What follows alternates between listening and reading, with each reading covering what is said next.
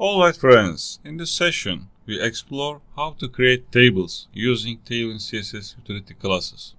By using table auto, for example, we can allow the table to automatically size its column based on content, as you see here.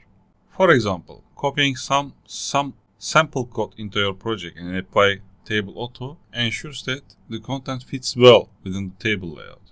So let's go border collapse. So as you see, to improve the appearance of tables, we can use the border collapse class. This merges the borders of adjacent table cells, giving a clean single border look.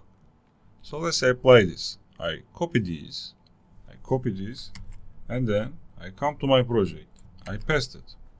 So let's delete this three dot notation, and then we will see what it looks like. Okay, so I delete all three dot notation and then I come here, I save it. You see, this is my table. If I use width full, I come here, I say v full, it gives width 100%. As you see, the table becomes like that. So I can apply text align left to the headers. Okay, I come here. You see, for t head tag, I come here, I say text left, text left. If I apply this, you see it comes to the left.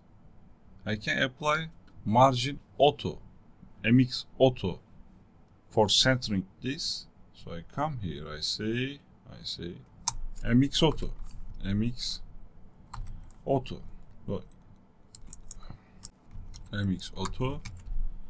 So if I do that, I refresh, nothing appears because with 100%, I can say not mx auto, m5,